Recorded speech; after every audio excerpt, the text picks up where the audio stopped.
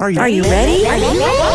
Let's go! Don't you sometimes just want to talk about everything? You know, there's days when you can just talk about anything. Need to sit back and chat about nothing at all? Nothing but Julie, coming at you with fun and creative topics and interviews. Did you hear Julie's podcast? She's got the greatest topics. Come join the chat about everything, anything, and nothing. So unwind and tune in to Nothing But Julie. Great topics and cool interviews with some pretty awesome people. And now, without further delay, here's Nothing But Julie.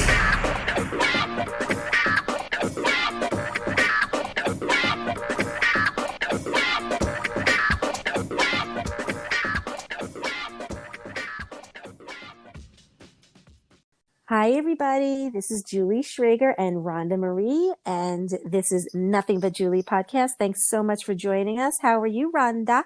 I'm doing well, Julie. How are you? I'm doing great. I had a nothing to talk about much weekend. How about you?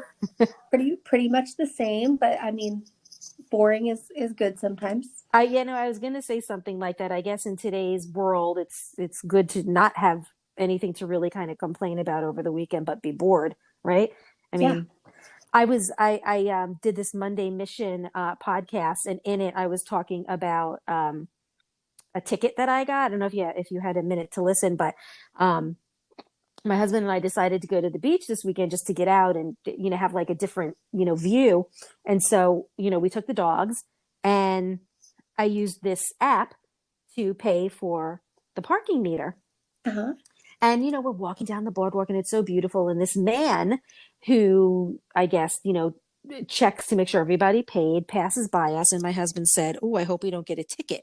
And I'm thinking to myself, oh, my God, like, I hope I did everything right. Well, guess what? I get back, and there's a friggin' ticket Oh, no. in my front window. And I realized that the app has my car's license plate, and we took my husband's car.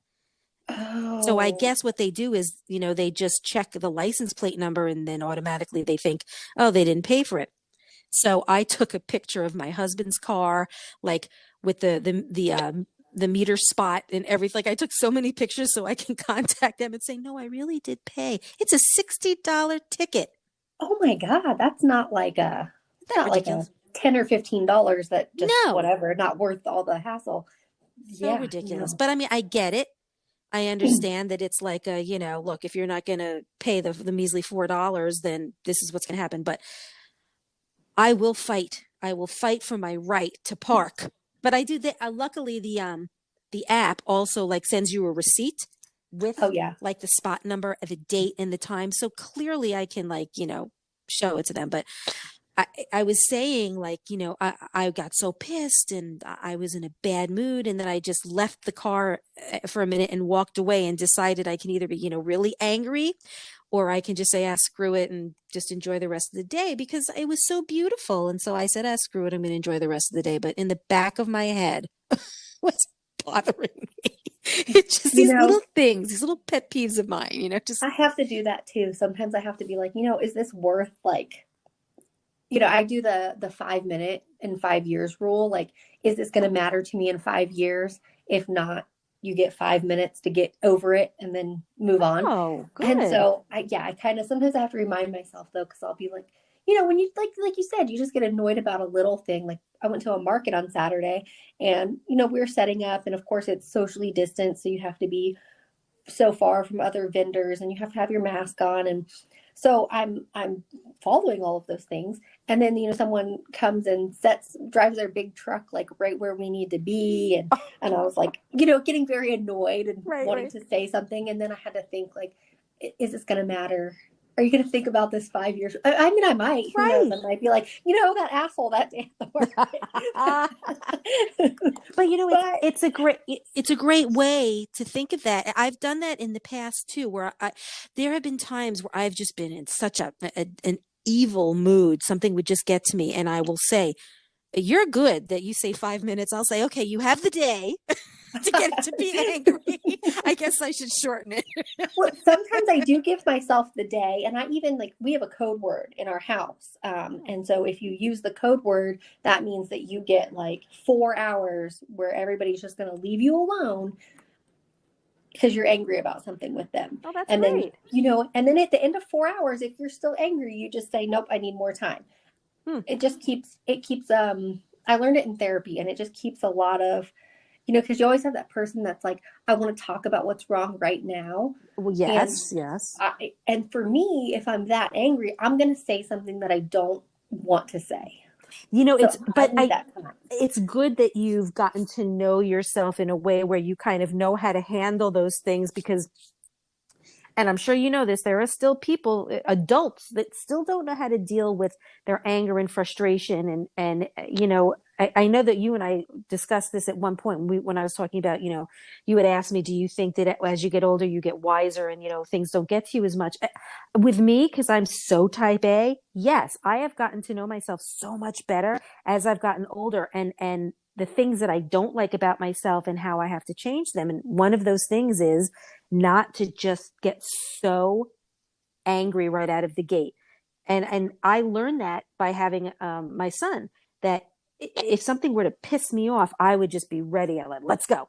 And then I realized that I can't do that with him. I have to okay, let me absorb it, and let me take X amount of time.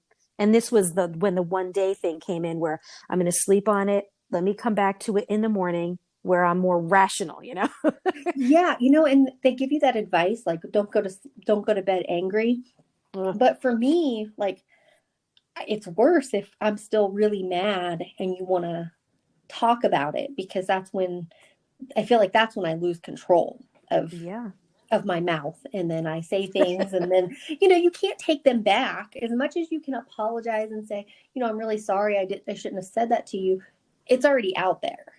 It's very true. And years ago, I went to therapy, and this particular doctor, um, he was, well, he was a plethora of things. And one of the things that he did was he helped with, he was a behavior therapist, but he also did therapy for people who had OCD and other types of, I guess, ailments, for lack of a better word.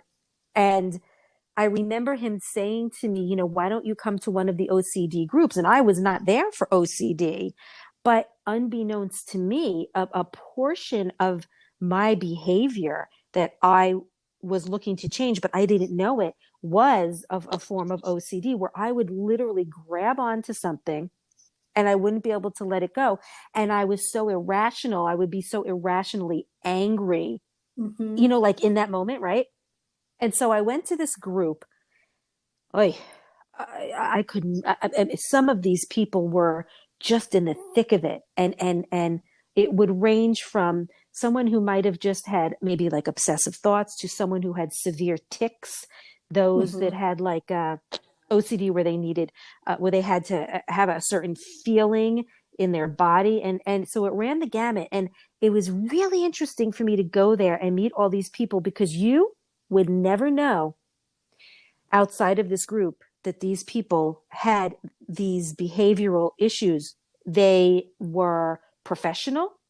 They all made a handsome salary. And here they are in this group, all talking about all these crazy things that they have going on. I shouldn't use the word crazy, but these things that they couldn't control. And it made me realize, oh my God, I think that that's part of human development, where you are never born with that control. And sometimes, depending on, I guess, the environment that you're raised in, it can get better, it can get worse. And with me, it got worse, because I had a father who not only had panic attacks and anxiety, but severe depression.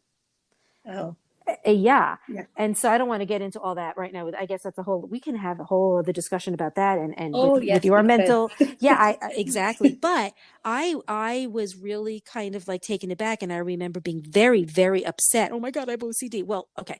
I had a form of it, and the form of it for me was being, having irrational thoughts and clinging on to those thoughts and not knowing how to kind of become more rational. So I went to this man for a year, and it was an amazing experience how he turned my life around. And one of the things I took away from this, and we're talking 30 years later, is he had these worksheets where there were 10 questions. I'm sorry, 9 questions. And the 10th question Well, it started off with what is it that you can't stop thinking about, or what is it that's angering you? And then, like, another question would be, how are you handling it right now? You're answering these questions in a course of 5 minutes. And by the time you get to question number 10, it was, how are you feeling now? Because you literally just wrote out all of your feelings on this worksheet, or you said them out loud. And he said, before you answer that last question, go back to the first and the second and the third and reread everything. And all of a sudden I realized, oh my God, this is such an irrational thought. And I'm so much more clear headed now. And I took that with me into adulthood. So to this day, it's almost kind of just like an immediate thing where I don't ask myself those questions, but I can go from question 1 to 10 in my head in like a minute. And Right. it makes it a lot easier to like become a little more rational in certain situations. So it just, when Yeah. you said that before, it reminded me of it because I remember maybe like 15 years ago, I was having a real difficult time and I contacted him and I begged him if he could at the time fax me the questionnaire. And he did. And it was the exact same one that I remember because I had become very lackadaisical with the whole thing. So he's super awesome. And he's still a therapist. He's got to be, God, in his 70s now, but he's written books and he does podcasts and he's pretty cool. So I think it's really good when you can kind of maybe get a bit of a handle on it. But I mean, do we really have a handle on our lives 100%? Oh no, no, I wrote a blog about this, about how like it's an ongoing, Mm-hmm. like you want to think like self-improvement is like, okay, well, I'm working on that. And then you just check the box and you're like, okay, well, finished with that section. Right. But it's not. You have to revisit all those sections constantly. Yeah, you do. And you're always working on yourself. And wouldn't it be great if you could just check that box and say, okay, yeah, I'm good to Right. go. Like I've done that task and now I'm fully self-actualized in that area, moving on. Yeah, it would be nice if life was like that. But I think that there's people that really do believe that and they don't get that hey, you're still this same person. It's like, I hate to bring this up because I'm also a dog trainer, but it's like training a dog. When I train dogs, the owners have to be consistent. They have to keep doing it. Yes. It's not, oh, okay, I taught my dog to sit and to stay and then that's it and we're done. No, you have to keep reinforcing it because if you don't reinforce it, A, they're not going to keep doing it, and B, don't just expect for them on command to do something if you're not going to keep telling them to do it. It's just, I swear we can just keep getting into more and more things. These are future podcasts, Rhonda. They I'm telling are. you. Okay, so guys, Rhonda had really great topic idea for us to talk about the holidays and kind of how we celebrate and what we do and what we don't do. And so, since it was her idea, I'm going to have her start off. Okay, so we'll just start at the beginning of the year and go through the holidays. So I guess the first one would be New Year's. And my New Year's tradition is to stay at home. Good. I do not like crowds and going out. And so we will always just like make food that you can sort of graze on. And we just hang out and play board games with our immediate family. So that's kind of become our New Year's tradition. Last year, my stepdaughter asked me, well, what happened? She wanted to stay up until midnight. And so we told her if she could make it, that she could stay up until midnight. And she just kept asking me, well, what happens? What happens at midnight? She thought there was something that actually happens in the world, like some kind of shift. And Aww. I mean, she didn't make it to midnight, but she was just so disappointed when we told her that nothing really happens. Right. It's just, it changes to the new year. Yeah, she thought there was something like that she could visually see or that was tangible that happened to make this a special occasion. Aw. I can imagine being a kid and thinking that way. Yeah. I mean, what Yeah. wasn't there a time when maybe you were a kid and you thought that like when you woke up the next day, things might be a little different just as a kid? I used to stay up with my grandmother, and I lived with my grandparents for a large portion of my life. And I used to stay up with her and watch the ball drop. And I just remember, it was usually just her and I, and it was just such a nice time. We would play cards or hang out. Oh. And I thought that it was like magical, like for some reason, when that ball dropped, Yeah. like everything would be different. Yeah. You know what? Is it my turn? Okay. It was like a pause. I Sorry. wasn't sure if you were taking a drink. Ooh. So I just remember as a kid also thinking like it was a magical time, and when I was a kid, I remember Dick Clark, and I couldn't wait to see Oh, him, yes. and his wife at the end Mhm. would always kiss, and now it's Ryan Seacrest, obviously. But it was, to me too, it was like a magical time also. And as I got older, my parents started leaving to go to these New Year's Eve parties. And I was so upset because I remember saying, how come you're leaving? Like, why aren't you hanging out with me and my sister? Like, I don't understand. I felt so left out, and like, I have to watch this ball drop now by myself. It was like, it became like a sad time. So I would start associating, like New Year's with it being like a kind of down, depressing time for me. But then as I got older, I would actually start going to parties myself and have my own parties when I got my own home. Um, and now I could care less about going out It's, and being with people. I think the last party I went to was maybe 10 years ago. First of all, my husband can't even stay up past like 10 o'clock most of the time. And so now I'm usually just like wishing myself Happy New Year. And I'm not bothered by it at all. It's fine with me. But like you said, that you don't like crowds, especially now. I feel the same way. I just how like the momentum has shifted with me. I yeah. don't really. Oh, you want me to tell you a really funny story? I'll make it very short. Many years ago, I would say a couple of years after we moved into our home here in Florida, my husband and I decided to have a New Year's Eve party. And at that time, we were friends with, the whole block. And we had so many people that came over for this New Year's Eve party. And traditionally, I would call my parents or they would call me and wish each other a Happy New Year. So you're going to kill me for laughing when I tell you the story. My mom calls in the middle of, everyone, oh, happy New Year. And I say to my husband, I'll be right back. I'm just going to take this in the bedroom. And there were no iPhones at the time. And so I'm on the phone with her. I'm like, oh, Happy New Year. And she's crying. And I'm like, oh, why are you crying? And she's like, Stell and Mo killed themselves. Like, what?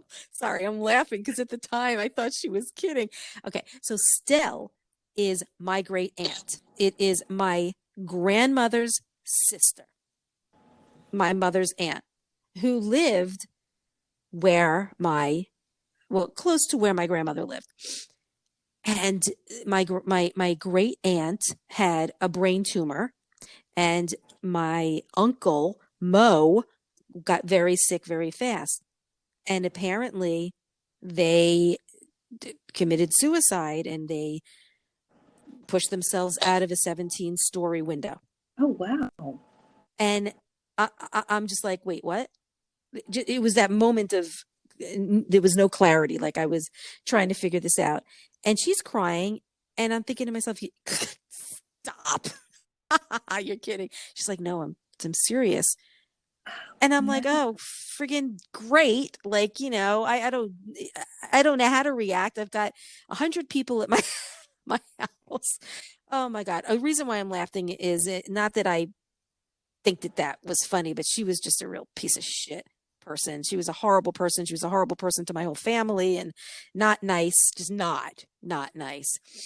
And yeah, I can even send you the article. It was in the news, and my dad actually got interviewed for it. And the police said to my dad, because someone had to, what is it called when you have to say yes, it's that person. There's like a name for it. You have to say, you have to look at the person and say, yeah, that is so and so.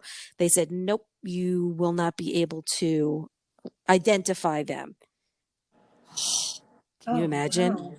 Yeah, I mean, 17 Yeah. floors down. So, Yeah. That's, I don't think I had too many parties after that. I think that I yeah, just went. that would kind of dampen the mood just a Oh, little for goodness. bit. Yeah, they had a shit ton of money, and they gave my parents a very, very small amount of money, and the rest of their money and all of their I don't know, their fine things, they gave away to charity. Oh, They were wow. worth millions of dollars, and they gave my parents $10,000. Can you believe that? Wow. Yeah, no, That's that's messed up. crazy. Yes. So there's Oh, that story.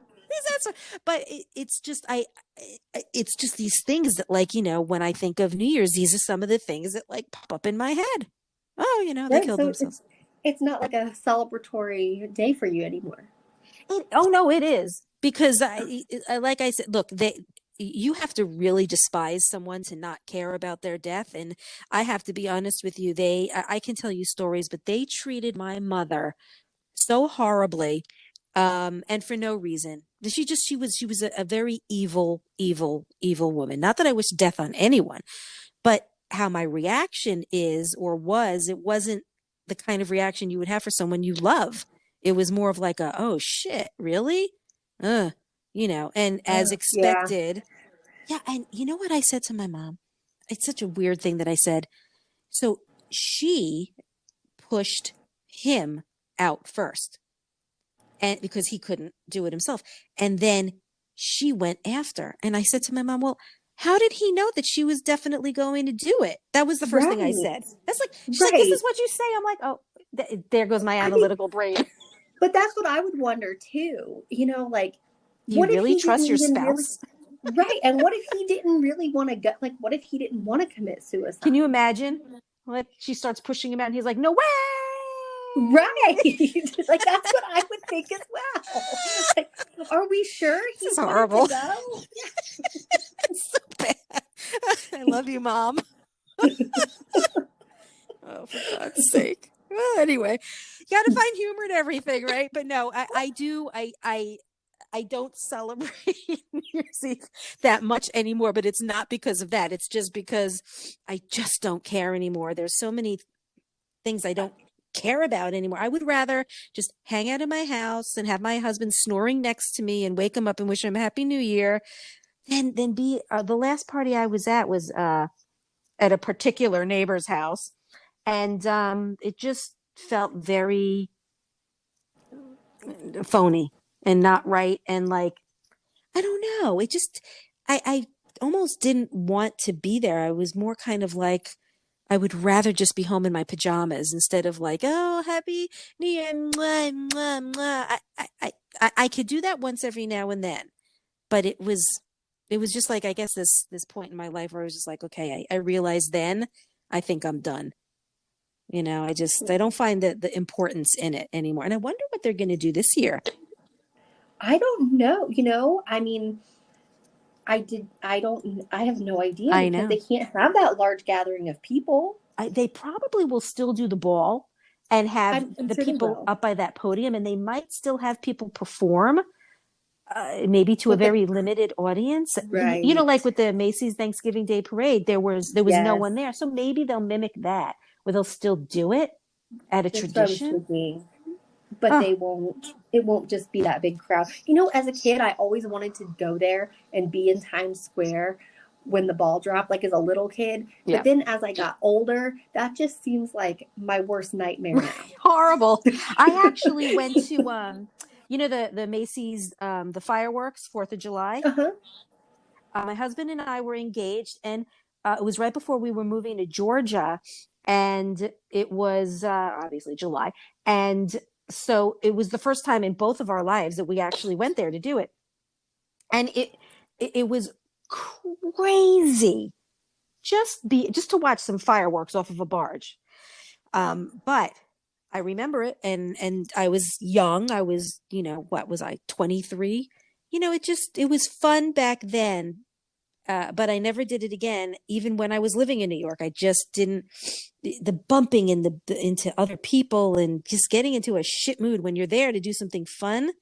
I don't know. And then when I look at the crowds from New Year's Eve, and people that are there for hours standing on their feet just to watch this ball drop, that's okay. No, yeah, that's not for me either. Yeah. Okay, so let's see. So we just did New Year's Eve. Okay, so what's next after New Year's? January. It Valentine's Day. Oh, okay, good. So that would be Valentine's Day.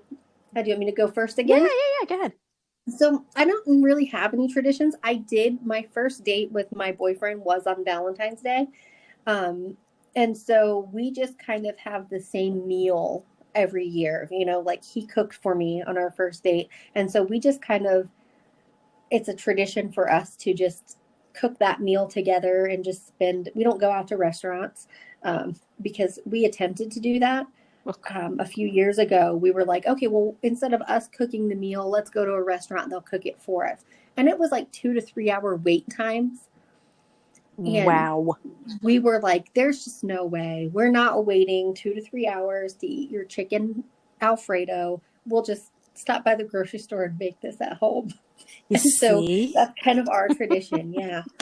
I mean, other than that, that's the only tradition that we have for that day. I don't know if people celebrate it a lot. It's not, I don't I know. guess maybe some ladies get very upset if their significant other doesn't do something, but that's not me. So, Okay, so I'm the opposite. When I was a kid, okay, when I think of myself as a kid, I think of when I was in my 20s, but I was dating this guy and he was my first like real boyfriend, like real boyfriend. And we were maybe 6 months in, and Valentine's Day came, and I got him this beautiful ring. It was a beautiful ring. And he got me nothing. And I'm yeah, but okay, forget the fact that I was like, "Hey, I gave you something, you have to give me." I gave him something because I wanted to give him something, obviously. But hey, uh it's my first real boyfriend, my first real Valentine's Day, but when okay, I actually see this in my head. We were in my hometown and we're driving around in his car. I had given him his gift and he didn't give me anything and I didn't say anything. I just figured, oh, he's gonna surprise me. Well, nothing had happened for over an hour. And I said to him, Did you get me anything? And he's like, I didn't know I was supposed to. And it was at that moment I realized, oh my God, he didn't get me anything. And I went nuts. What do you mean you didn't? I can't. I walked out of his car. I shut the door and I left. And I, I don't know why. I didn't know how I was going to get home. And so he starts circling and he comes back and he picks me up and he's like, I'm sorry, blah, blah, blah. It's my first Valentine's Day. And I'm thinking, oh, bullshit. Like, how do you not? You know that like girls like love this shit. So a few days later, I saw him and he got me a really nice gift, but it just felt like, yeah, he just got it because he felt that he had to, not that he wanted to.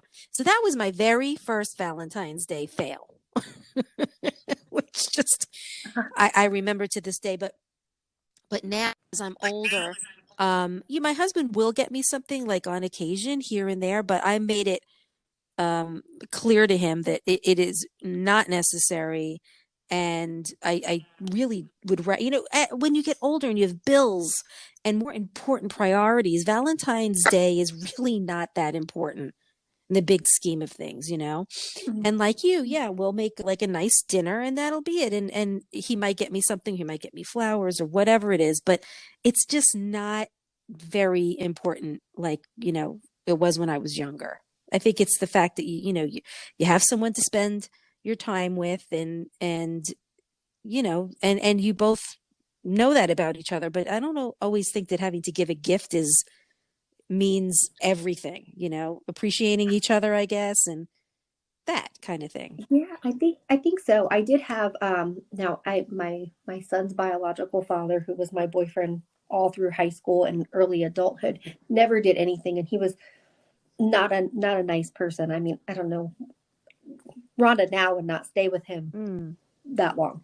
But I was talking to a friend as an adult in my 20s and I had said, I never had a big Valentine's Day, like anything, flowers and all this stuff. And so he offered to take me for Valentine's weekend and to hang out with me and I was not interested in him and I told him that. Oh. And he still wanted to go and so I said, "Okay."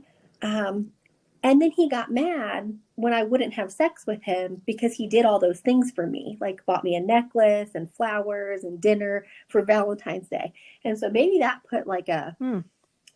like a bad taste about that holiday in Maybe. my mouth. And I almost did not accept the date offer from my boyfriend that I have now, that who was wonderful, because it was on Valentine's Day. And I didn't realize it was on Valentine's Day. He just said, like, I'm free on this night. Are you free as well? And I said, yes. And, gave me a couple dates. And I said, well, I'm free on this night of those dates, of those days. And then I realized it was Valentine's Day and I almost canceled. Oh. But I didn't. And of course, I'm really glad I didn't. But yeah, Valentine's Day was just never like a important thing for me. And so we kind of keep it low key.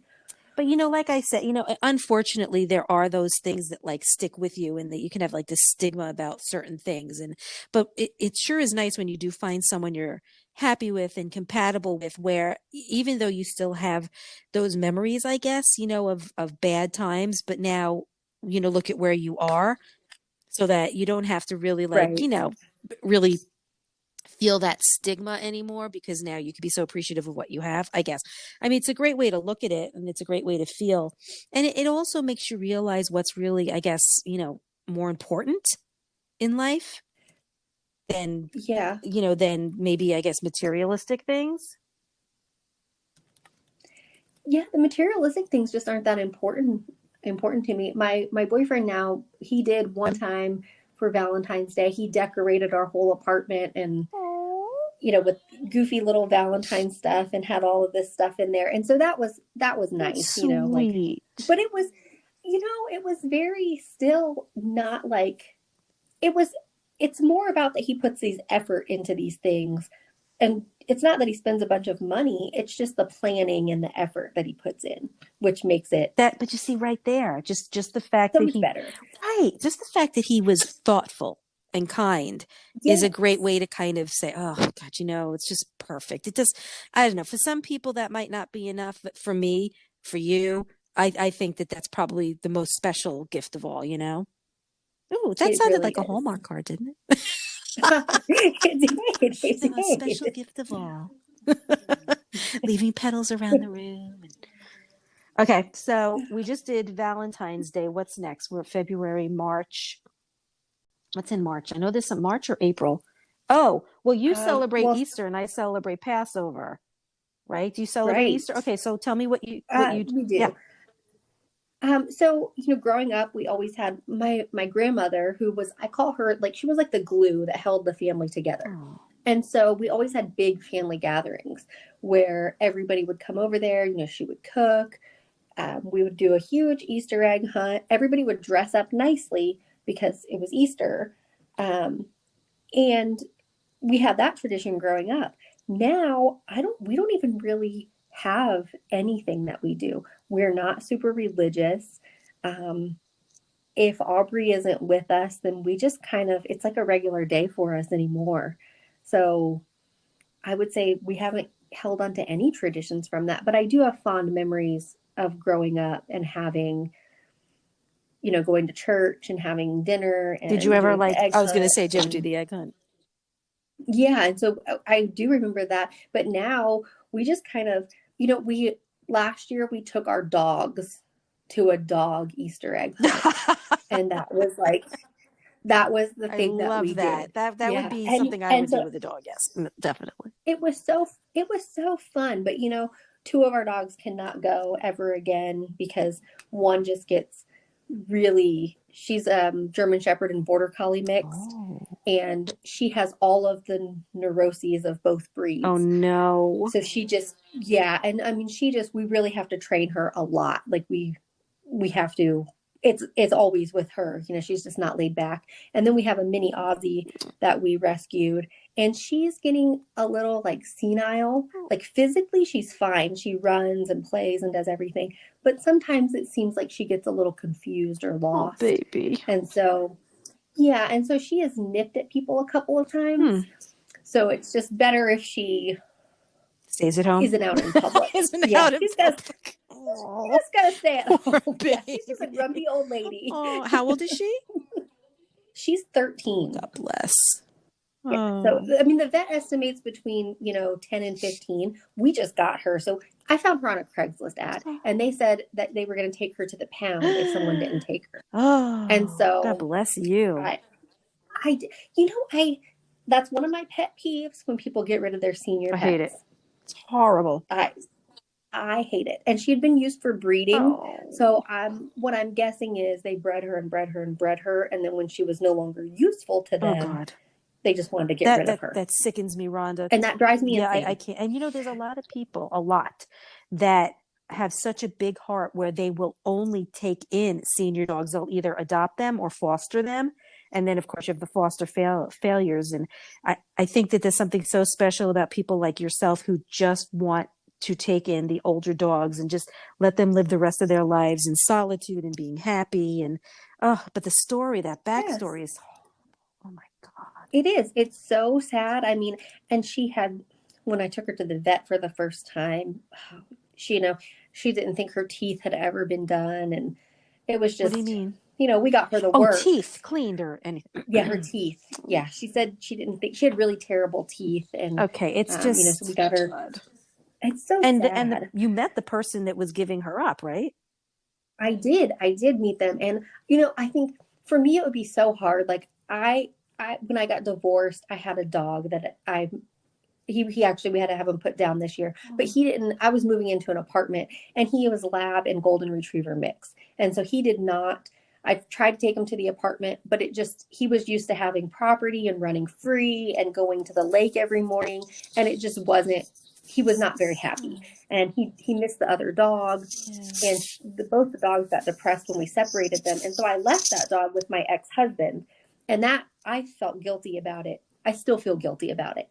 Um, Even though it was better for the dog. So I can't imagine having a dog for, our vet said, she's probably between 10 and 15. So if you had that dog for 10 to 15 years, and then you just meet someone in a Lowe's parking lot and just give it over without a second thought, I can't imagine doing that. I absolutely can. I first of all, I would never do what they did. They're just, Rhonda, there's disgustingly sick people out there, and it just ugh, that story is gonna just like stay embedded under my skin for a while because I can't stand people like that where they just breed and breed and I ugh, can't and then either. that's it. That's the end. And yeah, and she didn't. Of course, she's got her. She has no tail because she's the Aussie Yeah. Shepherd. But she didn't. She didn't even wag her little tail nub when we got her for like a few months. Yeah. Like she didn't. She never seemed like she was excited or happy or anything for several months after we got her. And now she is. Good. She's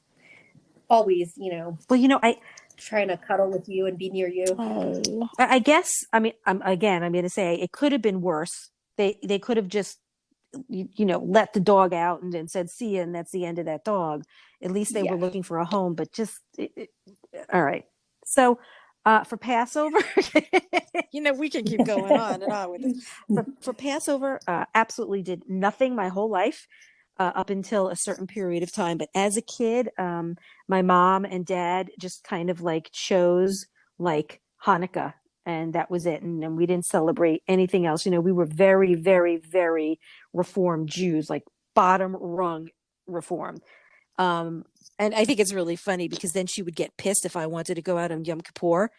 Why are you going out? And I'm just like, you're kidding, right? Like now we're Jewish all of a sudden. Now I'm a Jew. So funny. But when I had, yeah, When it's when it's convenient. convenient, and she would get so pissed. And I will say that kind of carried over when I became a mom. But this is the reason why. When I became a mom, I somehow just started celebrating the Jewish holidays.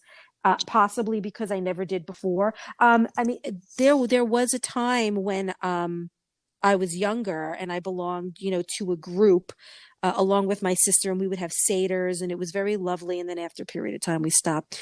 And when we moved to Florida, we did join a temple to meet people and to maybe start some Jewish traditions. But any Jewish people that are listening to this, I'm very sorry, but I'm just going to say what happened. My son, we had registered him for Hebrew school, and we said he's going to get bar mitzvahed. And within 6 months, we withdrew from the temple. And the reason why is every time we would pick up my son on Sunday after Hebrew school, the young children would be selling bagels. And we would always buy bagels, just for youth group and to support it. And then one time we had come to pick up our son, and there they were again, like right on top of us. And I had no money. My husband had no money. And we said, we're really sorry, but we can't. And this woman, this woman who was, I guess, like the supervisor of the youth group came up to our car and she's like, if you don't have money, that's okay. She said, just, we can add it to your bill. And I'm like, what? Add Oh, it to, and that was the end of that. It was constant asking for money over and over and over again. And we were paying a shit ton of money to not only belong to this temple, but for our son to go to Hebrew school, who hated it, absolutely hated it. And I oh, said, screw this. If we want him to get bar mitzvahed, fine, we'll get a tutor. Well, we not only never got a tutor, but we were done with the temple. But I still wanted to create some kind of a family atmosphere for some of the holidays. And so I did. I started cooking dinner for Hanukkah and I got all the cute little decorations. And for Passover as well, I actually got a Seder dish and I got a book. And when my son was maybe, I'd say 5 is when we started the tradition and I had my parents over and I would have a real Seder with the whole bowl filled in, and it was lovely. And so I started doing that. And now I don't anymore. I think it lasted up until maybe when my son was 22. And we've just kind of stopped because he doesn't care. My husband doesn't care. And I go through all of this and no one gives a shit. So I'm just like, hey, happy Passover.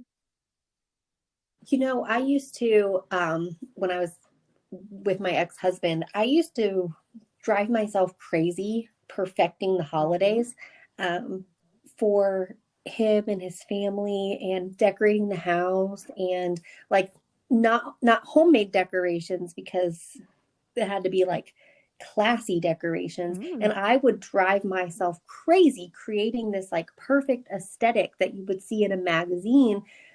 And would you be happy? And no one, and no, I was miserable. No one appreciated it Mm. really. They'd be like, oh, well, that's nice, and I'm like, well, I spent a lot of money and a lot of time putting this together. I want more than that's nice.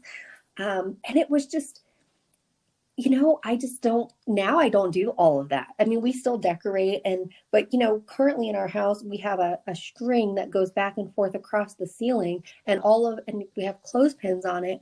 And we have decorated it with, when fall came, we did cutouts of leaves and then we did Halloween Aw. ones and then we did Thanksgiving ones. And now there's Christmas stuff in there that we sat as a family at the dining room table and made out of construction paper with markers. So we sat there and listened to Christmas songs and drank hot cocoa and made these, and that's what's decorating the See, house. and I bet you're a lot happier doing that, right? It is. I'm so much happier, and honestly, nobody's coming over anyway. Right. So like what, you're gonna critique my snowman that I made out of construction paper? Oh well. Like I do decorate too. There was again, all of this started because I had my son. If I never had a child, I probably wouldn't have done half of the shit I did. And I would be outside with the blue and white Christmas lights. I actually remember that a neighbor of mine had said, it's a little early to start decorating, don't you think? First of all, shut up, jerk, shut up. Second of all, I'm Jewish. These are not Christmas lights. It was like one time years ago when Hanukkah came almost a month before Christmas. So I started decorating like 2 weeks before that. Anyway, I don't do that anymore. I do. My house does have Hanukkah decorations now. But I would say it's diminished by 50%. I still do a Hanukkah dinner. I still do Passover dinner. I just don't do the Seder. And you want to know what's really funny is that my son will still say, "Do I get to look for the matzah?" Because the tradition is you put some money in the matzah and then they look around for it. It's the afikoman is what it's called. And so he still expects it, which I think is adorable. But if like I told my mom and sister, they'd be like, "Are you serious?" Yeah. I'm dead serious. Last year we didn't do it, but I will still make, I love making matzo ball soup. I just love that. And I'll just have, brisket or whatever, but that's the extent of it for Passover. No major seders. Oh no, I'm sorry. I will take the plate out, but I won't fill it up. The plate will be out, and that will be it. Just to remind, my family that, we are Jewish. This is not just a regular dinner, and that this is Passover. And I'll ask my son, do you remember the meaning of Passover? And he remembers, which is really cute, but that's really it. I could care less. And he never got bar mitzvah, by the way. So Oh, does he have any feelings about that? Does nope, he care? not at all. No, Could not not at all. give a shit.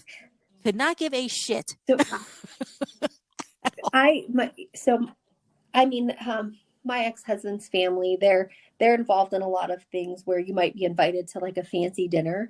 And so I made my son go to cotillion, Wow. and he hated it.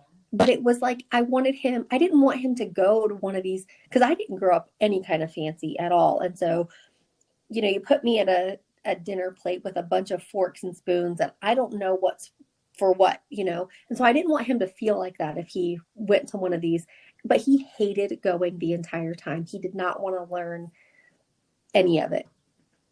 But he did say he is glad that he knows proper dinner etiquette now. Ugh, let me tell you something. I would feel the same way your son felt. I mean, because you know what? There are certain things that parents put their children through that they could care less about, and they're kids, and you Oh don't yeah. know what you're talking about. You're a kid. But look, I know my son, he was going to school. Well, all kids, they're going to school 5 days a week. They got hours and hours of homework and studying. And now I have my kid going to friggin' Hebrew school. To be honest with you, I didn't care about it, and he hated it. So I was just like, oh, screw this. So I left it up to my husband. I said, you want him to be bar mitzvahed, then you find a tutor. The one thing I told him he had to do. Did he ever find a tutor? No. And It wasn't that important I to don't him think then. it was. That's I don't, it was not important to me, um, in any way. And I never pushed it on my son, and I didn't care. So I totally get how your son feels. The fact that like he knows yeah. about the whole thing about the cotillion is good.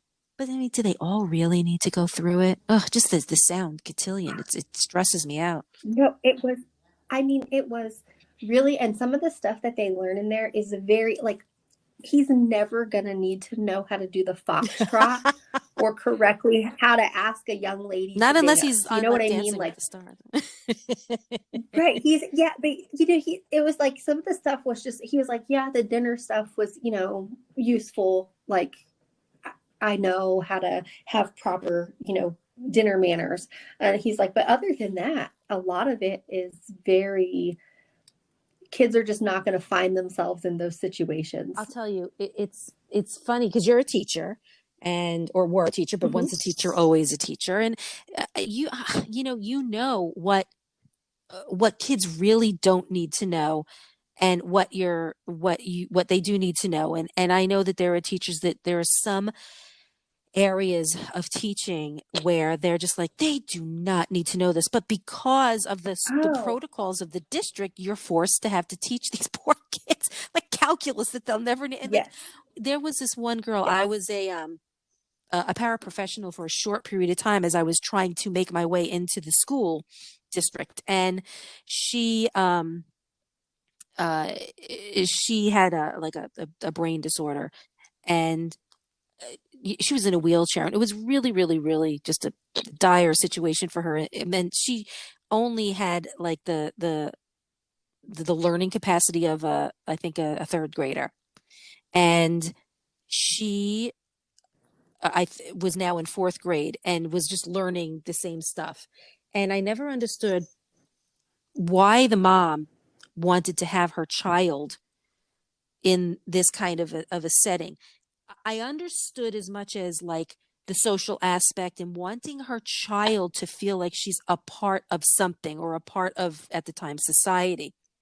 But I knew at the time that there were places for people like this where they could teach them how to, oh, I'm going to find the wrong words, how to live their lives as best they could with teaching them like lessons of life, like how can she cross the street in a wheelchair, to teach her how to do, you know what I Yes. mean? And so it made me realize at that point that the mother only cared about wanting her daughter to be a part of something because that's what the mother wanted, instead of realizing what you really should be doing for your daughter. And eventually they moved, and I don't know what happened, but I remember speaking with the ESE teachers and them saying the same thing, that she can only learn so much, but there are places that can Yes. teach her what she could do with her life. She's going to be dependent on her parents for the rest of her life, or whoever it is. But there are things that she still could learn to do for herself throughout her life. And if she can only be taught up to a third grade level, then you might as well put her in another social area with other kids that might be like her, that she could learn from. I don't know. It was right. Yeah.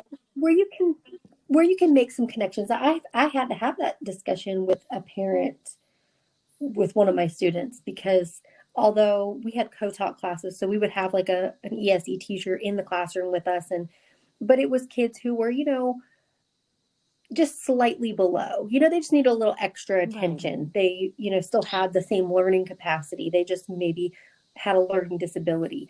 And their son was extremely autistic and he was never going to function at that level. And we had to have the conversation about putting him in complete special ed classes because it was going to be better for Mm-hmm. him. And that's such a difficult conversation, but I think sometimes parents aren't even You're right. aware. I think you're right. Yeah. Yeah. And that's a very difficult conversation to have.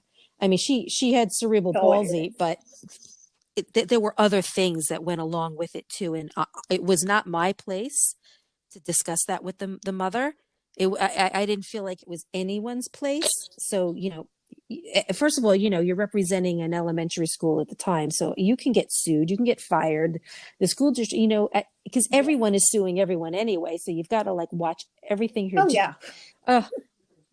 Every Every everything you you can't say right, has you to can't be even be yourself. and filtered. and Marlo, my sister, she has her early childhood education degree, and then she has her master's, but she's never once taught, because when she finally was going to, it was at a time where it was all about teaching for that test, teaching for that test. And she said, I can't even Oh, teach the way, and the way I want to teach. I have to follow this and follow that. There's no time for me to be able to teach how I want. And I'm like, yeah. So she's never taught because she couldn't deal with not being able to be unique, and otherwise she would have to follow, like here in Florida, we have yep, the FSA, and all they do is teach for that stupid ass test. That's it. And my heart yeah. goes out to the teachers, because I know how hard it is, and then they're paid accordingly to what the test results are. It just sucks all around.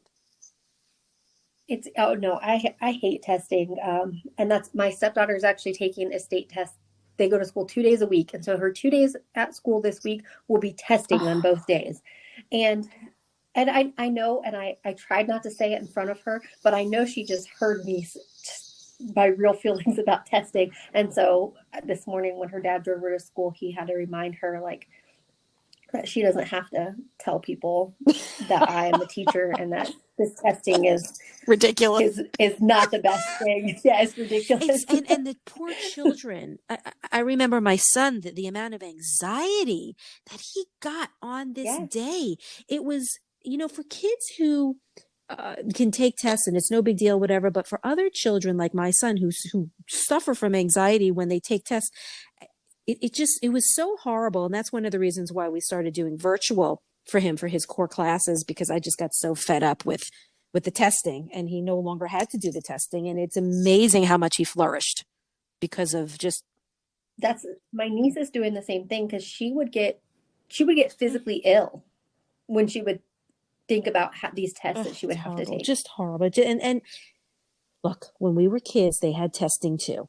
And when we were in high school, they had courses where if you even got an A at the end of the semester, if you didn't pass that one test at the end of the school year, you got an F. I mean, there were things that sucked back then too. But the way things are now, there's no learning, right? It's just more like, No, yeah, it's they give you, so they give you like a, they call it a blueprint of what's going to be on the test, like what skills they're going to need, and then basically they expect you to just teach those things so that they can master the test. But that's doesn't, it's not going to help them in the real world. but and that's exactly what we were talking about. I mean, what really is being taught in school? Unless I know that there's quite a few private schools, that of course still teach, the core classes, but they also have some real life courses. And I think that that's great. But when you're in public school, you're kind of screwed. Yeah, You're you screwed. know, and when I first started teaching, I wanted to have a crusade against the curriculum, but then I learned to just smile and say okay, and then still go back in my classroom and do Well, whatever I wanted. I think the one good positive thing is, even though you're kind of stuck with that blueprint, you can still make it your own and you can still teach it the way you want to teach it. But Yes, it just still sucks all around. And my heart does go out to so many of the teachers. I mean, years ago and even more now with what's happening with COVID. It's been a hard ride for a lot of teachers teaching even virtually. um I have a friend who lives up the street, and I said to her, so is it really great with you working virtually now? You could be in your pajamas. And she goes, yeah, it's really great when you have, a parent on Zoom listening to everything you're doing and questioning what you're doing. And I was like, oh oh shit. I get it. I get that it yeah. sucks. It sucks. And she's really amazing, and she does VPK. So you've got these little teeny kids on a computer. And I mean, if I was the mother of a VPK student, I would probably be there on the side, just making sure that they knew what they were doing and going to where, but I would not Right, get involved at all. So now she's like, yeah, these parents think that they can, be involved now because they're right there. And you know, when you're teaching, you have the door shut, no parents are there. You could be yourself, you could teach, right? No right. questions asked. And now you're on a Yep, you're yeah, you're now doing you're on a your own computer thing. and everyone can see what you're doing. I can't, I just like, it just sucks. Okay. So moving on. What were we just talking about? Was it Passover? Uh, what did we say? We're in Passover and April. Easter Okay, were the moving last on. ones. What's in May? I don't think there's anything in April. I mean, sometimes Yeah. Easter is, but May you have, May. yeah, So we have and Mother's Memorial Day. Day. We have Memorial Day and Mother's Day. So Memorial Day, um, because I live with a Right. combat veteran, it's like a day of, Hmm. remembrance for everyone that has been lost. And so one of his pet peeves is when people wish him a happy Oh, Memorial Day, because he's like, it's not for me, it's for people who have died. He's like, so, and it's not happy. yeah, So he does not like the commercialization of that holiday at all, with like Memorial Day sales. I understand. That really gets to him, and I completely understand Yeah, I don't do it. anything with Memorial Day except, maybe put something on Facebook thanking, the veterans. My Yes. dad is a veteran. But that's really it. Around Christmas time, I always go to the VA, which happens to be one of the biggest ones right up the street from me, and I'll lay wreaths. But that's yeah, but that's been Oh, a tradition. I've been doing that for a long time. I did not do it this year for, obvious reasons. Um, but well, yeah.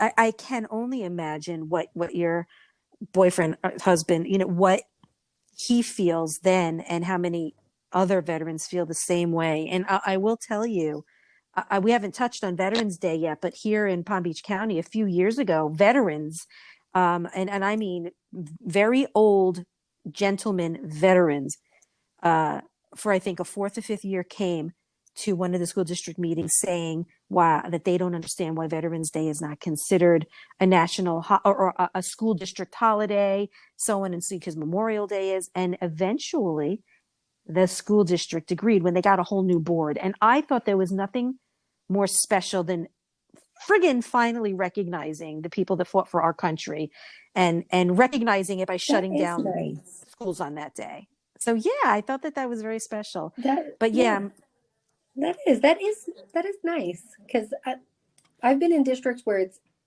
some of them do and then some of them don't. I know. So it just kind of depends. And I'm like, well, Priorities, man, I tell you. I don't know where some of these people come up with with their decisions. I really don't. But I appreciate everything that should I call him husband or boyfriend? I know I asked you this once before. Okay. he's my boyfriend. We are not married. We've both been married before, and people keep asking when Does are we that going to get annoy the shit married, out of but you?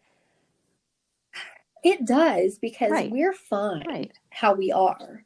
And then everybody wants to kind of make a big deal out of it, and we're like, no, That's we're like we're my fine. sister and her boyfriend. They've been together 15 years. I don't ask. I think I might have asked once. But that's like my sister or my family saying, why did you only have one kid? No one. Oh, I get that But question do you all the get it from time too. family I get it. or Well, I just people mean, that not from close right. That's what family, I mean. Oh, um, because they know right. why I only had one child, and but people will ask that, and I mean, I I joined a group online for step parents, and so when I introduced myself, I said, I only had one child of my own, and he's an adult now. Now I have a stepchild, and being a step parent is a whole different Oh, sure. ball game. It's different. So I wanted to talk to people about it, and people in there were like, "Well, you should have had more Oh, kids." God, And I swear. I left the group because I was like, I don't. That's not why I joined Yeah, this. I wanted to I understand. talk about step Oh, parenting. yeah, and people are such assholes. I swear to God.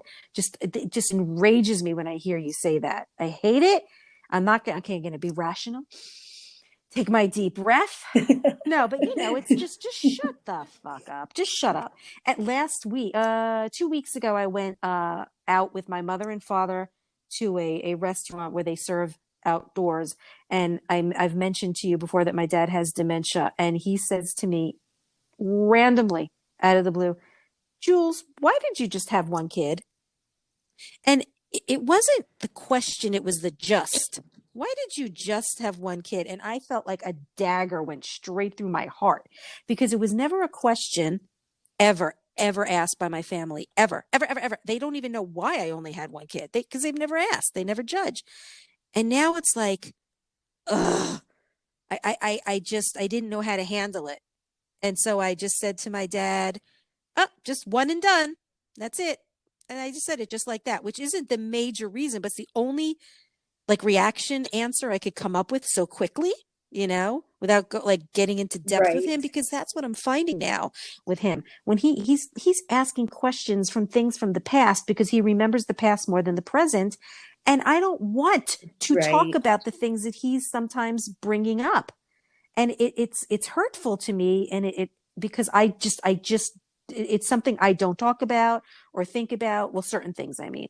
So it's like now all of a sudden he's just bringing these things up randomly and now I have to answer them. And I'm just like, I haven't thought about this in forever. And now I'm not going to sleep tonight. right. Because there are certain things that you just take and you put in that box and you Oh, lock it yes. away and you just don't Oh, visit God, I it. tell you. And my mom, I know that my mom was like, oh, shit. Like Julie's going to flip out now. Right. And I didn't. I'm very good with my dad.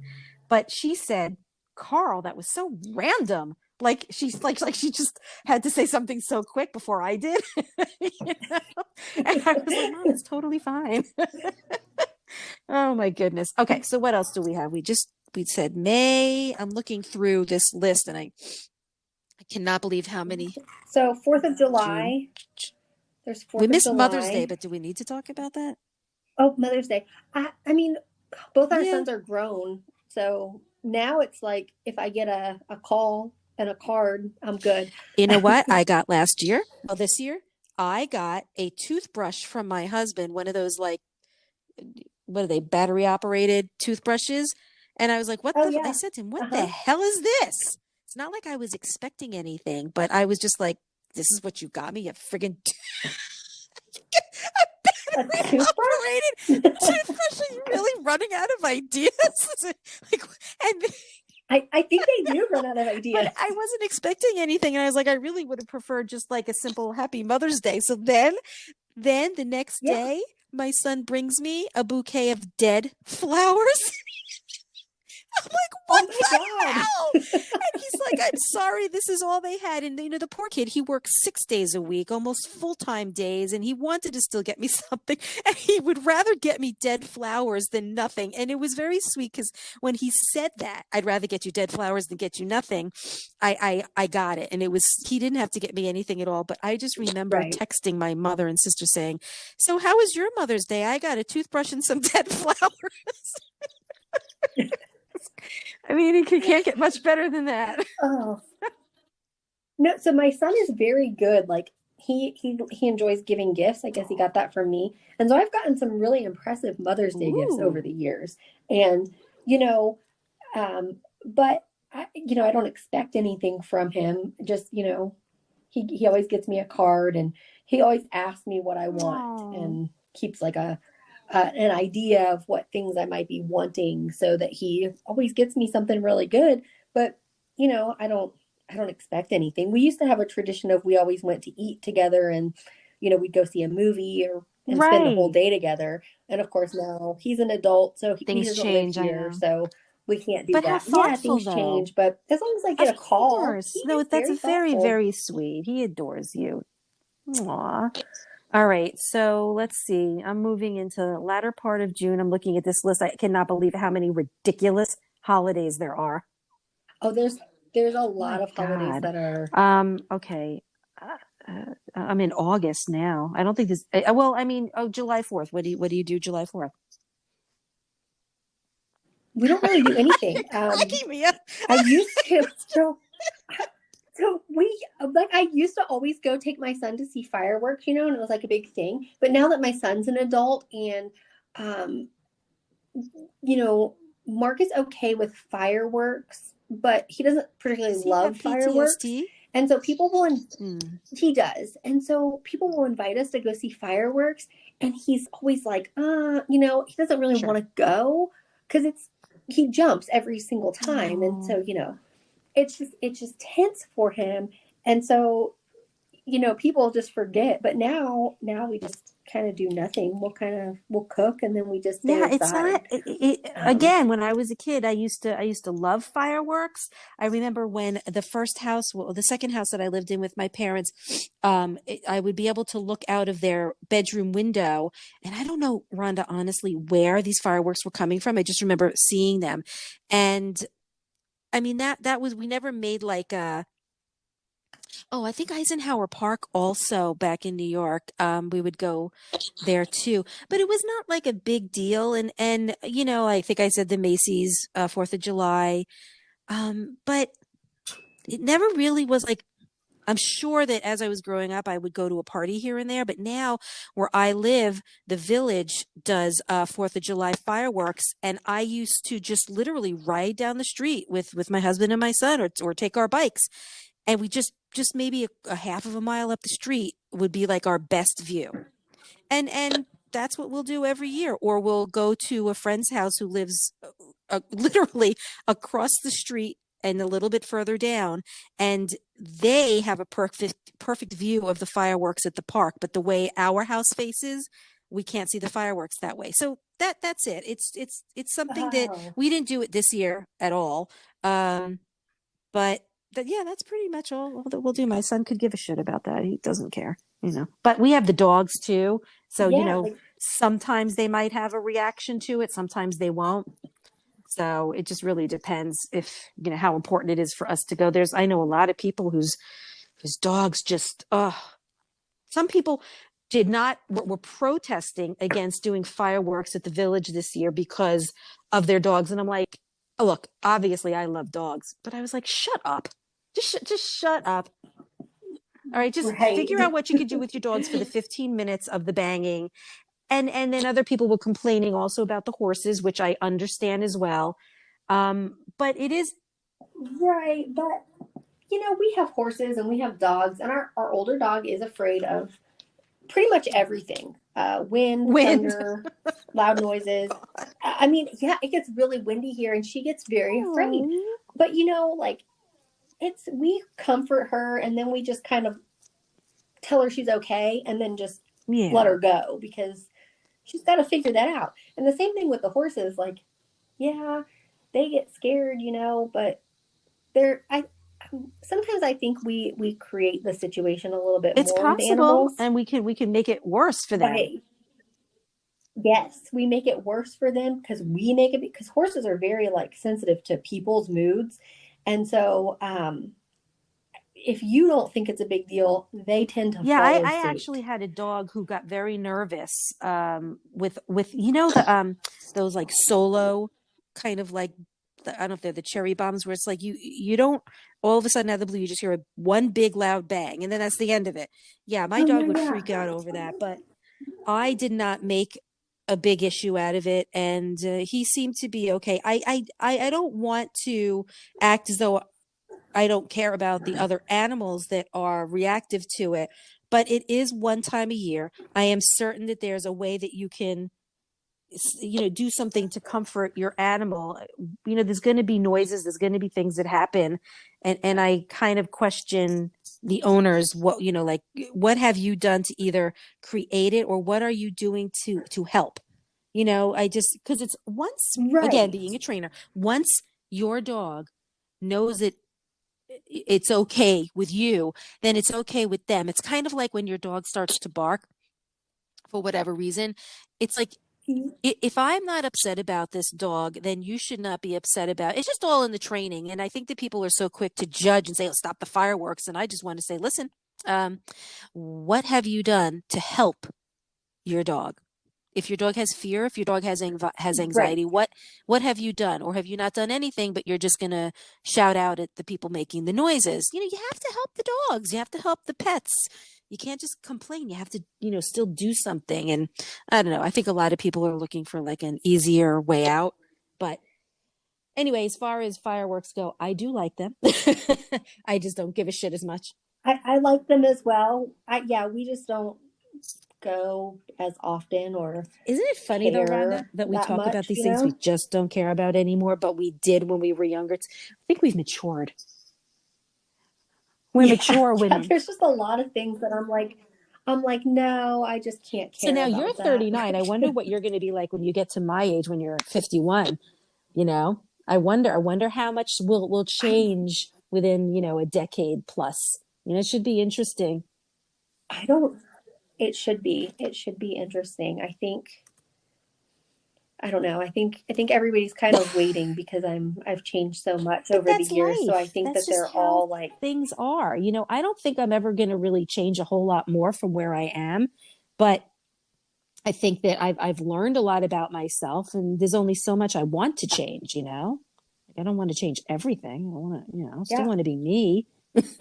Yeah, that's no, there's I see that's and I always say that I'm like I think I'm becoming more myself. Very good. Like that's how I feel like I feel like a lot of times when I was younger, I was worried about what other people thought and like keeping up appearances and doing the right thing. And now I feel like I'm less and less worried about that and more worried about like if this makes Isn't it me kind of happy. freeing in a way to not give a shit as much, It right? is. And I think that life is just that. Life is us all just trying to figure it all out, figure ourselves out, figure out, it's not just all working, making money, having friends, going out, doing this, doing that. It's really figuring ourselves out. You just have to know that that's a part of life. Oh, it's getting really windy outside. Yeah, Okay, so I let's mean, see. Do you care about Labor Day? Okay, moving on. Let's nope. see. I'm just looking at the list. So we're in. Well, let's see. September is Rosh Hashanah and then Yom Kippur. There's obviously no celebrating with those holidays. And Rosh Hashanah is not the best holiday for me because that was around when my grandmother passed away. And it's equally as hard for my mom. But I will tell you something, which is I swear to you, I have carried this with me for almost 25 years. When my grandmother passed away, between Rosh Hashanah and Yom Kippur, um, the day that she died, I conceived my son. The day. to the day, because I was very specific on asking my doctor, like, can you like tell me the exact day? And they can't tell you the exact day, but he said it's between, this day and this day. And I was like, oh my God. And I've always believed that like my grandmother ended her life and so I could create life. It's just really weird, and it's just something I believe in. But and Yom Kippur is when the Jews, we fast and we don't eat for 24 hours. If you can do it, you repent for your sins. It's something that I think my mom and dad, I know they never did it, but they would always light yard site candles, in memory of others. That was really it. And to this day, I do the same Hmm. thing. It's very hard for me to fast. I do the best I can, or I'll just have like clear broth and repent for my sins. And then I'll have my yard site candles out. And then that's pretty much it. It's really weird, which I don't get, why Rosh Hashanah, which is the new year, is celebrated before Yom Kippur, where you repent for your sins. Wouldn't you think it would be the opposite? Like repent for your sins first and then start the new year. Yes, and then celebrate the Never new understood year. that. But anyway, Yeah. so that's No, my little yeah. snippet with that. Let's see. When do we have September? Again, Yom Kippur. Isn't there like a Columbus Day? My God, I cannot believe how the prophet's birthday, Nevada Day. Hey, daylight save. Election Day, Veterans Day. Okay, so let's talk about that and your boyfriend. So we don't really do anything. I mean, everyone will text him and say, Happy Veterans Day, and that makes him very Yeah. uncomfortable. Um, and so I mean, we just kind of go I about wonder if our people just day. don't either Um, realize what they're saying or don't know what to say sometimes. Just a veteran. Sometimes I think they How just about don't just know thank you what for to your say. service? Even that it Does makes him it? so uncomfortable. He's like, because that's not why he did it. He didn't do it for the thanks, but he did say, there's a lot of free stuff you can get on Veterans Day. Like he could go around and get like free meals and free coffee and free haircuts and, all this stuff. But he's very, like unless somebody sees it because in Arizona, they put it on your driver's license if you're a Okay. veteran. And so unless they just happen to see it, he'd ever ask for like a discount or anything. Um, but he did say that he has some friends who take full Oh, wow. advantage of the day and they go out and get everything free Well, and I do mean, all this to each his stuff. own, I guess, But right? yeah, I mean, and he doesn't judge them. He doesn't care if that's what they want to do. Um, but he just does it. He just feels Sure. I get uncomfortable it. with it. I probably would too. I don't know. I don't know. I don't think that I would be that person that, wants to take advantage of everything, but I can't put myself in that position, obviously. But okay, so then we have Thanksgiving Day. So what did you do this year for Thanksgiving? Um, I mean, I cooked. We had Aubrey with Oh, us, so I cooked, and she helped. She always wants to help cook, and so I specifically like planned out things and what she could do, and set her up with her tasks, and then we just ate, and then usually we take all of our leftovers to. There's a lot of homeless people in Tucson, and so we don't really yeah. eat a lot of leftovers. And so we'll keep just a little bit out and then we package up the rest and then That's so donate that. nice. But this year, yeah, and this year we didn't do it because we weren't sure like if we should do that with Yeah, it's a tough COVID. call, isn't it? You know, it was a tough call, but normally that's what we do after like a big meal. We package up the leftovers and take it to a park where there's an abundance of homeless individuals living. And this year we didn't do that, so I felt kind of bad. But I did make a lot of, and my family was probably sick of turkey because I was like, "Well, we're having turkey I noodle soup know. I today." love that though. I do the same thing. What's for dinner tonight, Mom? Turkey. Turkey. Yeah. Oops, wait a minute. I wanted to say this year, and I think I might have mentioned it, but I don't remember. This year, my parents, who are just a half an hour from me, they decided that it's probably not a good idea for us to all kind of hang out for Thanksgiving, and I ordered from Whole Foods this year. And I think this is only like the third time that I've ever ordered from another place. I usually make Thanksgiving dinner at my home. My parents come and and sometimes my husband's cousin will come. And I love cooking. I love cooking versus buying food. But this year I had a lot of dogs that I had to watch. So it was probably the best thing to do. And it was just me, my son, and my husband. And it was very good. It was delicious. And I ordered a pie, and that was it. It was a little depressing just because of COVID. And I use that word lightly, but it is what it is, right? What else can you do? Different times. Right. So I'm glad you had a good experience ordering food. Uh-oh. Last year, Yeah. it was just going to be Mark and I. And so we thought with the two of us that we were just going to order food. And so Safeway had like this meal advertised, and it had everything that we would want in it. And you could get it for just $2. And so we did that. And the turkey was very good. They did make the turkey there. But the rest was like those frozen dinner meals. Like frozen dinner mac and cheese, frozen dinner mashed potatoes. And then they just put it, and then they just put it together in a bag. And so we were so disappointed because we were like, if we wanted a frozen meal, we would have just spent far less money and bought a Hungry Man. So it was not good. And I bet they didn't tell you that's what they were giving you, right? They didn't. It looked like, the picture, I compared it to going to McDonald's, because on the commercial, you see the McDonald's cheeseburger and you're right. Yeah, and you're excited about it. And then you get it and it's completely different. And that's exactly what this looked like. A lot of people, complained. Not from this specific place that I went to, but Whole Foods throughout. People were complaining that the turkey that they got when they opened it up, it smelled really bad, and that they didn't use it. And luckily for us, it was okay, but it was a pre-cooked organic turkey. And my husband went out and picked it up, and I said to him, "Why isn't it in the oven?"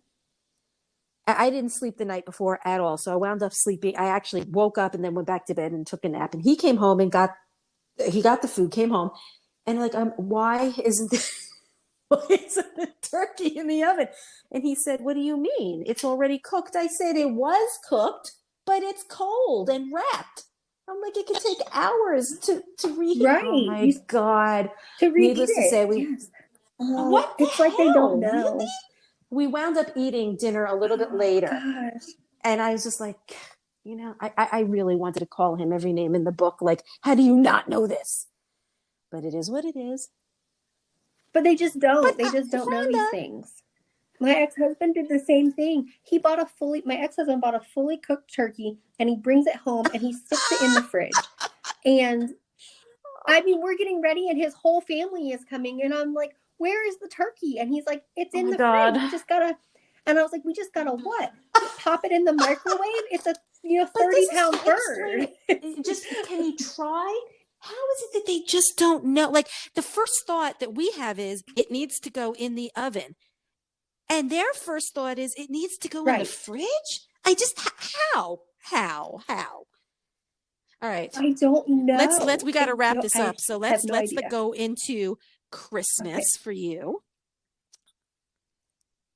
So for Christmas, of course, we the one holiday, my grandmother had many traditions, and we used to always go there for Christmas Eve, and the whole family went there and we exchanged presents. And then on Christmas morning, you were just kind of with your parents, And she started doing that because she had 4 kids and she wanted to see them all at Christmas, but then they got married and they had to see the other side of the family for Christmas as well. So she figured out that if she took over Christmas Eve, people got less upset about that.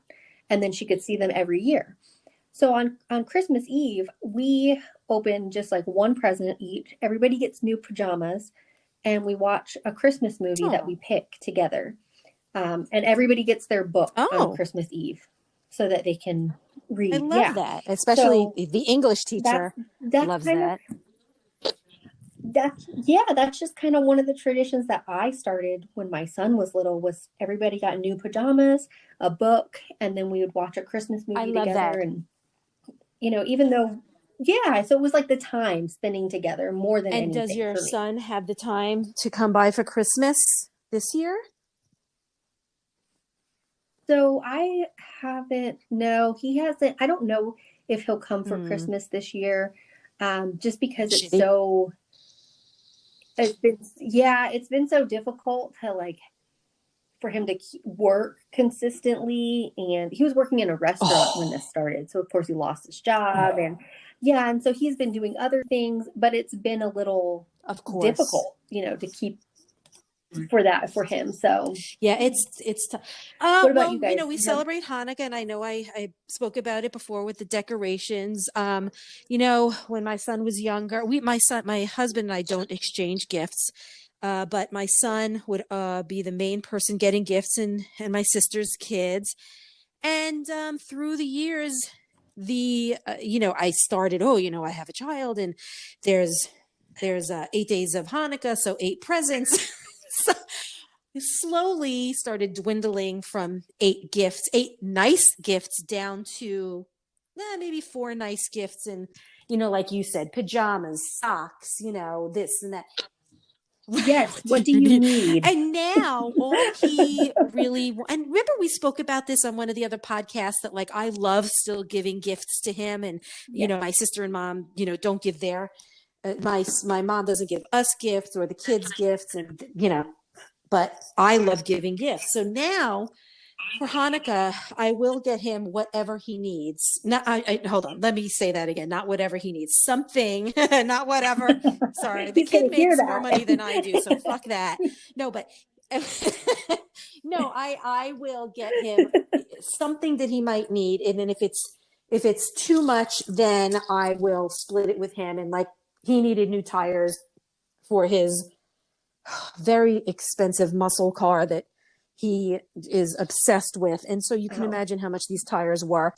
And so I said, of course, I'll Mhm. split it with you. So I split it with him, and that's his Hanukkah gift, which is this week. But I still always get him other things. Like I ordered, he loves Nike socks, and he's always on his feet, and sweating and all that other stuff. So I'll get him some socks. I'll get him some underwear. Things that he really does need, and that's pretty much it.